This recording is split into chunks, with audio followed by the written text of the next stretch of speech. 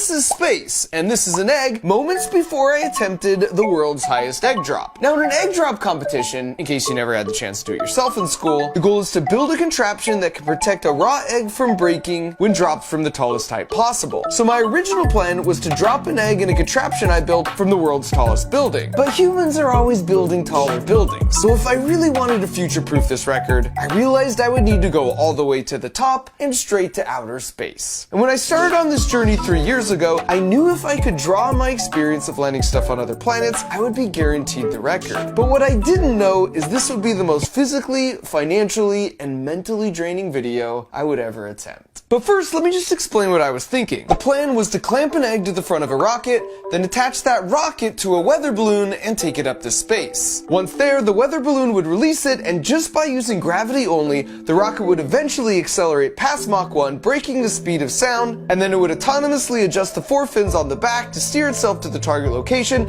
and then at 300 feet above the ground, it would release the egg, which would free fall onto a mattress that we'd placed on the ground. And that all seemed pretty straightforward. So like any good engineers would, we broke the problem down into smaller steps, starting first with calculating the terminal velocity of an egg. And by terminal velocity, I mean that any object, including humans, have a maximum speed at which they fall once the force of Earth pulling you towards it balances with the pushback force from bumping into more and more air molecules as you start to fall faster. For humans, that max speed is about 120 miles per hour, and after doing some simple math for an egg, it tops out at 75 miles per hour. So to make sure the egg wouldn't break if we dropped it onto a mattress at its terminal velocity, we ran our first test. And since we couldn't find a tall enough building whose lawyers would agree to let us hurl an egg off the side and onto a mattress, we had to improvise a bit.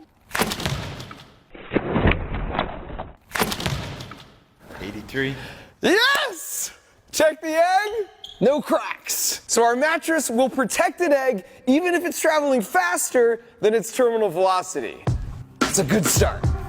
The next step in our DIY space program was to head back to my friends in the small farming town of Gridley, California, which is the place where we broke the elephant toothpaste world record, where the plan was to set out a target mattress for the egg to land on in the middle of a field, with a little bit of margin built in just in case. All right, so we've got the smoke charge back here so that as we're like coming down from the sky, we want to be able to pick it out. This is the computer, here's the fins. This, by the way, is Joe, and he has a fascinating channel called BPS Space. And what makes him especially cool is he didn't go to school for any kind of engineering degree. He's all self-taught, and recently even landed a launched rocket SpaceX style after 7 years of trying. Joe was in charge of tracking and guiding the rocket to the mattress using these movable tail fins, whereas I was in charge of the payload. In other words, how we would keep the egg from freezing on the way up in a little oven with heaters which would break away before we dropped, along with the mechanisms to release the egg itself. Release the egg!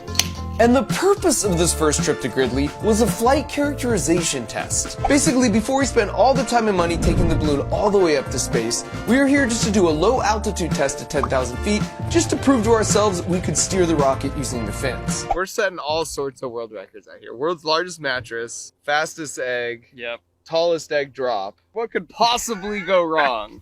Besides like 4,000 things. And so with everything more or less in place and ready to go, all we needed now was an official egg, which thankfully Gridley has in abundance. Hi. I'm sorry. This is terrifying. Okay. Oh, no. Hey. Precious egg. In the history of our universe, this is the first chicken that's ever laid an egg that will go faster than the speed of sound. Supersonic. Mach 1. Hey, I'm sorry. I'm leaving. Congratulations. So the next morning we got up at 4 a.m. when the winds would be the most calm to run through all our final pre-launch preparations. Loading up our lovely egg. Including the last minute decision to add a metallic streamer to the back of the rocket to make it easier to visually track. We've got redundancy all over the place here. We've got redundant leads, redundant igniters. Mark has 2 servos on the fairing. No dumb failures. And that's exactly when we had our first dumb failure. All right. The GPS is mad. We gotta scrub the launch. We were just walking back, and the egg's all bloop, and it pooped it out. And scrubbing the launch meant we unfortunately had to release all the helium out of the balloon, which is an opportunity I'm not gonna let just pass on by. Hello, wow, that's so cool. And back at home base, we ran some tests that confirmed our hypothesis that since the GPS unit was right at the back of the rocket, the last-minute addition of the metallic streamer was interfering with the GPS signal, and that messed up the rocket's math in calculating its speed, so it thought it was time to release the egg. So early the next morning, we were back at it with a few modifications, the most important being swapping the metallic tracking streamer with one made from plastic. The good news is there's hardly any wind today. Bad news is about 20 degrees colder, which means our mattresses are kind of frozen. Nevertheless, we pushed forward. Don't trip, Mark. As I very carefully delivered the rocket to the new balloon launch site. Send it. Send it, baby! Full send it!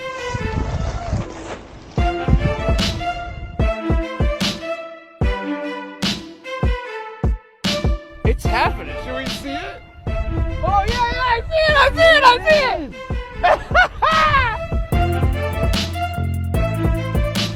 Oh, there it is. And while the whole thing looked really cool, So we might be in trouble. we quickly realized the balloon was rising at a slower rate than we anticipated, We're already south and we're only halfway up. which totally threw off the predicted trajectory. And so after a few more minutes, we decided to manually drop the rocket, because we were already way too far off course for the rocket to make up the lateral distance to the mattress, using just the fins and gravity. 3, 2, 1, clicked. Oh boy, that's not good. And that's when we encountered the second problem of the day, as the fins actively forced the rocket into an uncontrolled death spiral. Altitude is 1400, coming down fast.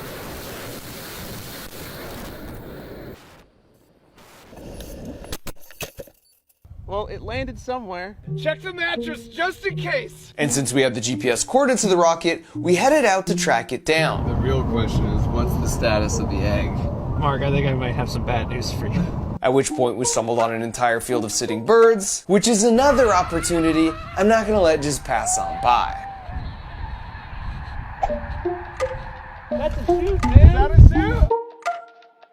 There's no egg. The egg did release. The fact that this is out means the egg did come out, so that's good. But despite that silver lining, the movable fins seem to be actually forcing the rocket into that tailspin, which was surprising because Joe had definitely run through a lot of analysis and testing before coming here. So after conducting a thorough review of the footage and firmware, he was able to locate and fix a single rogue negative sign in the code that seemed to be causing all the control issues, which meant we were ready to give this one final try. We had run out of spare parts and spare weather balloons, so regardless of outcome, this would be the final attempt. If we couldn't land the egg on a mattress from 10,000 feet up, we wouldn't have any hope of pulling it off, coming all the way down from space. Phenomenal!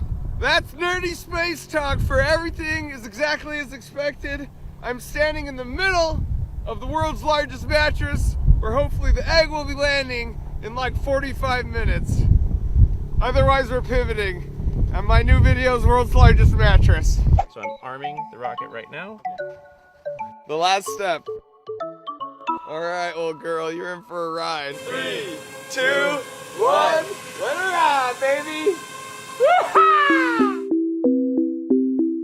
Looking good so far. We're at 500 meters. Now, in order for the balloon to hit the target mattress, for each launch, we'd started from different spots around Gridley, which raises an interesting question maybe you've wondered yourself. How do big balloons like hot air balloons steer themselves? Or I guess even just know where they're going to land? And the answer is, computers know the wind direction and speed at every height as you go up. So on a given day, if these are the predicted wind directions and speeds, we would need to launch here to be directly above the mattress when we got to 10,000 feet. But how we know all this information is the fascinating part, because every day it's someone's job to launch 2 balloons like this into the sky at noon and midnight London time. But this is done in over 1,000 locations all around the world at those same 2 exact moments. And these balloons all have something called a radiosonde attached to them that measures things like altitude, pressure, temperature, and wind, and then they transmit the information back to the ground stations, which gets fed into supercomputers, and that's the reason weather and wind predictions predictions can be so accurate. So 2,000 of these massive weather balloons go up every day and then eventually pop and just land somewhere. And since they're transmitting a signal, some folks make a hobby out of just trying to track them down.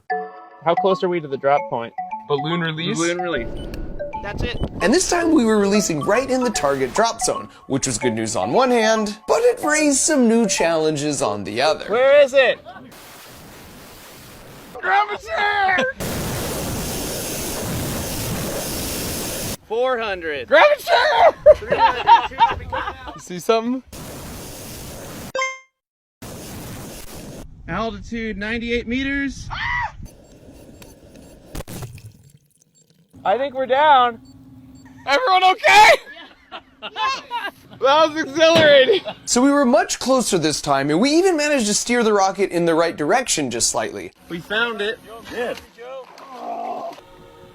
Egg? No egg. No egg? Wait a minute. It's the egg! The egg. Oh, did it crack? I mean, it's not cracked. So after 3 failed attempts, we still seemed pretty far off from where we needed to be, which meant it was time for the ultimate phone a friend with my buddy Adam Stelzner, who you might recognize as this guy from when we landed Curiosity on Mars. Touchdown confirmed. We're safe on Mars. He has a PhD from Caltech, and he's also the chief engineer for Perseverance and Mars Sample Return. And so after explaining to Adam what we were trying to do, he immediately spotted a fatal flaw in our brilliant plan. And you're doing terminal guidance to something about the size of a house. How are you going to do that? How do you do that? I mean, I know how you physically do that. How do you not get busted by the FAA? In other words, we were basically attempting to make a precision-guided missile. Dude, there are thousands of people who have done this before, and they are sworn by federal law not to say a single word to you. And to be fair, he raised a good point. The people who could help us actually can't, and even if we figured it out ourselves, the ethics of just slapping that how-to video up on YouTube are questionable at best. And so after a fruitful discussion with Adam, But we release at about the height, and then we do a lobbing. The thing you start to worry about is heating. You might want to start with a 2-stage thing. we decided to pivot, and instead of a precision-guided egg landing on a mattress in a small town, we would set our sights on a much more general egg landing target by heading out to the desert. But as part of the pivot, we completely scrapped our old design and spent a couple months designing and building a new system that borrowed heavily from the Curiosity landing, because we figured if it could safely put a rover on Mars, it could safely land an egg on Earth. So we would still go to space on a weather balloon, but this time the rocket would have fins that didn't move, and it would be 3 times as long and 4 times as heavy to guarantee we would get the egg to supersonic speeds on the way down. Then just like NASA separates the cruise stage in the upper atmosphere and then uses aerobraking to dissipate a bunch of the energy and speed, we would separate from the back half of the rocket about halfway down after we'd already broken the sound barrier, and because the system now weighed much less, it would naturally aerobrake and reduce its speed to the new lowered terminal velocity. Then on Mars, the next step is the parachute deploy, followed by the heat shield separation, and we would follow in kind by launching our own parachute and then release our own nose cone, which would then expose our set of cushioning airbags, as you can see here, which we borrowed from the Spirit and Opportunity landings. It was intentionally ambitious and extremely complicated, but after a couple months of complete redesigning and building, we found ourselves in the desert feeling cautiously optimistic. And that was due in part to our lucky orange parachute, because when I left NASA, my friends gave me this rectangular piece of nylon. And for scale, that's the exact same rectangle here that's part of the parachute the Curiosity rover used to land. So that piece of parachute is actually one of the 80 rectangles you see here as they were running the final tests in the world's largest wind tunnel. And so it only felt fitting that after some scribing, a bit of cutting, and a little sewing, it had nobly repurposed itself for the new mission. So as the sun went down, back at the hotel, we worked late into the night on final preparations. This was an idea and a passion project 3 years in the making, and it took a staggering amount of work even to get us to this point. We had thought and prepared for so many things that could go wrong, and while I was feeling optimistic, I knew at the end of the day, it was the laws of physics that would ultimately determine our fate. So early the next morning, the crew in charge of the balloon got to the launch site to start filling it up. And this balloon looks a little different than the others because it's a zero pressure weather balloon. The advantage these have over a typical weather balloon is they can go higher up into space, carry more weight, and they're open on the bottom, which means they equalize to the pressure and it's impossible for them to pop. So when you want it to come down, you send a signal that will pull down on a string that's sewn into the side of the balloon, and it opens like a zipper and self-destructs. The downside is they're incredibly lightweight and so thin and delicate, you have to be really careful and touch it with gloves. And they were about an hour into filling it with the 4 massive tanks of helium we had on hand when we made a gut-wrenching discovery.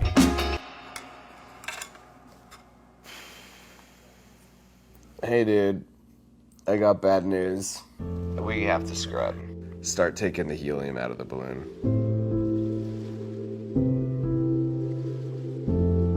Launch of scrub. They had some issues that I guess they can't resolve by today. So we're sucking out the helium from the balloon and trying for another day. So. No, yep. Yeah. What are you talking about? Are you serious? But it sounds like. Now for context, Joe was in charge of this part of the rocket and me and my team were in charge of all of this. And while we'd each tested our individual systems ad nauseum, it wasn't until that morning that we were able to test the integration of the 2 systems together. And when we did, it became immediately clear to me I had made a critical oversight. So, tension compression, this is great. It's holding on to that thing fantastically. The problem is, this is so long and heavy, as soon as it wiggles, it's going to want to bend. Great in tension compression, but this happening at Mach 2 is... That's not gonna work out. There's no other balloons in the world of this size that we can get access to. This was the only one for like another month. We're trying to save this one so we can hopefully reuse it, but any slight little damage, you touch it in the wrong spot, and now that's an imperfection that may actually be a failure point for a future mission. And this was an absolute low point for me. The integration of 2 independent systems is such a classic failure point in engineering. I was crushed I had missed this. And financial concerns aside, I felt like I had just let everyone down. Not just my team and the rest of the crew helping out, but all the other folks, some of whom drove 6 hours to come out and watch as well. But that's the thing with failures. They can sting like crazy, but it's really just a process to learn one more way not to do a thing. And so even as I sat there feeling pretty bad, like any good engineer, I was already coming up with a list of all the things we were going to fix to get back out here and try this dang thing one more time. And this principle of resiliency is something I think can be learned. In fact, I believe this so much, I started a toy company called Crunch Labs with the express goal of helping kids think like an engineer. So with the Build Box, not only do you get a super fun toy that you put together every month, but you do it alongside me while I teach you all the juicy physics of how it works. We're right there in the trenches, building and succeeding together so the principles really sink in. So if you're a kid and you're looking for something to put at the top of your Christmas wish list, or you want to gift it to someone else so you can be the household hero, just head to crunchlabs.com or use the link in the video description. Now, as far as my plan to bounce back from my own failure, we did 4 things to really get serious and stack the dice in our favor for the final launch. First of all, we fixed the connection point with more of a sheath design that could handle the bending moment. And then at the right altitude, it would autonomously separate the 2 halves with a black powder charge. Second, we ran some vacuum and temperature tests on a raw egg. There's no air pressure and it's really, really cold in space. So if you don't do something to protect the egg for the 2 hours it takes the balloon to get up to space, it will freeze and crack the egg every time. So we tested some heaters in our egg chamber and proved that they keep the egg warm enough. Third, we built redundancy into our system. When NASA sends something to Mars, they can't go there to fix it, so it just has to work. And for that reason, a lot of critical systems have backups. Even the part of my own hardware and Curiosity that accepted a dirt sample from the arm into the belly of the rover had 2 doors that opened to the exact same place in case one of the doors ever stopped working. In our case, redundancy meant making a 2-foot wide custom beach ball that we would stuff with a second egg surrounded in packing materials with a 20-foot streamer on the back we would just drop like a rock. It would be dead simple. No parachutes to deploy, no autonomous timing sequences, and no fancy mechanisms. This would be our redundant, yet I would argue kind of boring, second chance opportunity to land a safe egg. And fourth and finally, we went to a local crane yard to test both our solutions at their respective terminal velocities, starting first with the beach ball. Come on, baby! Oh. She's alive! And after that, we tested the final landing configuration of the rocket. Oh yeah! Oh yeah! By the way, the actual rover parachute held perfectly. Mwah! And so after all that, we made the 6-hour trek back to the desert for what I was really hoping would be the last time. Hey guys! After 4 failed attempts, we had learned so much, which left me feeling cautiously optimistic. And right out of the gate, we got 2 bits of really good news. The first relates to that super delicate zero pressure balloon we had to reuse from the last launch because there was no possible way to get a replacement. Just barely touching the balloon leaves it stressed and creates a weak point for it to tear, so I was obsessively checking the fish scale reading that would give us the verdict. The force reading is 37.6 kilograms of buoyancy force pulling this up. Importantly, it's not changing.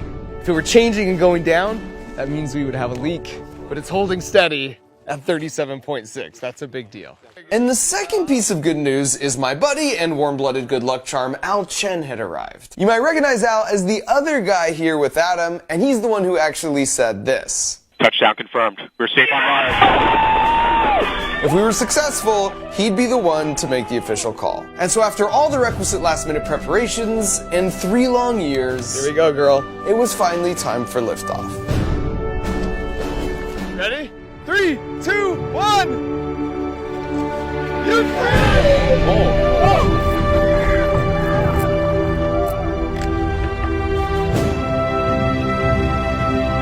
And everything was looking good. The balloon ascent rate was just what we predicted, and that meant we for sure didn't have a leak, and things were finally breaking our way. Is that how it's supposed to look? Yeah. And it takes about 2 hours to get all the way up to space. Whoa. So once the balloon hit 30,000 feet, we decided to hop in the car so we could drive over to the predicted landing spot about 45 minutes away. So far, it's all systems nominal. Balloons in the air, it's ascending at the right rate. We've passed some critical threshold points, and we're still in the game. 5th time is the charm, as they say. And we eventually started outrunning the balloon in the car, so we pulled over for a bit as we reached an important altitude milestone of 100,000 feet. I would say over 100. Woo! Over 100. That's 19 miles up and 2.5 times higher than a typical commercial plane flies. And because the balloon expands so large as it rises, we realized we could actually even spot it from the ground, which was awesome. Oh yeah, no, I see it, yeah. Dude, that's totally it. What wasn't awesome was when moments later Joe, while looking through the binoculars, made this gut-wrenching observation. It looked really big and then it looked really small. You saw it small? Yeah, it like seems to be smaller. But it's just weird that it would just completely disappear. Which was followed by a devastating call from the balloon tracking team. It dropped within the last 2 minutes. Yeah. That's 30,000 feet over the last however, so it's just popped. But these don't pop, there's zero pressure. And that's true, they don't pop. But unbeknownst to us, while we were looking at it from the ground, the rocket and beach ball had been spinning around and around relative to the balloon for about 10 minutes. This meant the cord that attaches to the string that self-destructs the balloon was getting wrapped around tighter and tighter until it was so tight, it pulled down on the balloon string that is designed to essentially unzip and destroy itself. And so before we even had the chance to release the rocket and beach ball from the balloon, it all started coming down in one big tangled heap at 150 miles per hour, which is way faster than the eggs could survive. Oh, well, let's start driving. And as we drove over, all I could think about was how our fate would rest solely in the hands of the redundant systems we'd put in place. We think it's probably about 2 miles up that way. This was our Apollo 13 moment. If our payload could autonomously jettison itself from the tangled rocket balloon mess at 20,000 feet, then it would be able to deploy our lucky orange parachute and land the eggs safely on its airbags. And as we parked, we knew what was done was done. There was nothing left to do but go on a hunt to find the wreckage and reveal our fate. I see something orange. That looks like a rover parachute. Okay. And seeing the payload all by itself was a huge deal, because it meant it had actually autonomously ejected itself from the mangled weather balloon mess at 20,000 feet. And later when we checked the footage, this is exactly what it confirmed. And while that was incredible news, I knew by this point not to get my hopes up. So let's look through the window, a little bit of dirt. You see. Pretty good, definitely touchdown, but Touchdown confirmed. Whether or not we're safe on Earth is TBD, right? let's check it out to be sure. Oh man.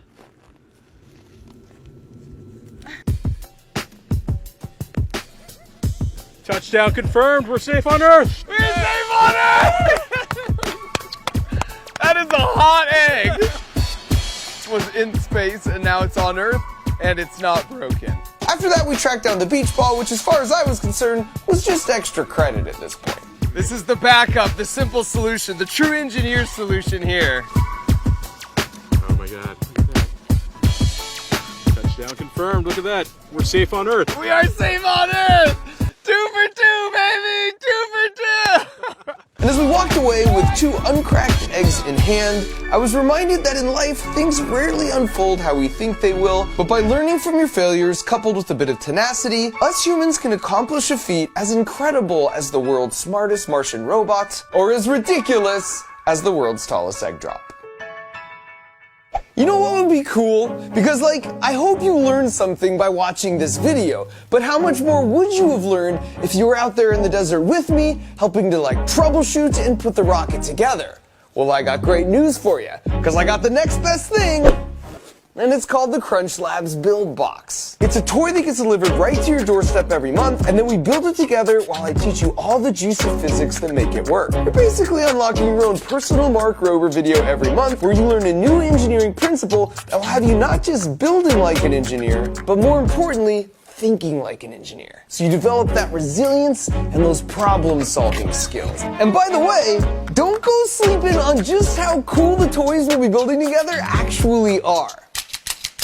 Like this insanely accurate rapid-fire disc launcher, or this linkage-powered drawing machine, or this Rube Goldberg-style catapult launcher that will leave you feeling like you just landed your own dang egg from space. And I should mention that Crunch Labs is a real place. It's where we design all these boxes, and it's got a tennis ball cannon, and the world's longest Hot Wheels track, and a foam pit, and a bunch of other cool inventions. And each month when you open your box that comes in the mail, you have a chance to find the platinum ticket. And if your box has it, that means you and your family get to come out and visit me and my team for a day, and we'll build some cool stuff together. So if you want to embark on this year-long journey with me and make a sad Christmas tree like this a happy Christmas tree, just go to crunchlabs.com or use the link in the video description where we're giving away 2 months free as a holiday special.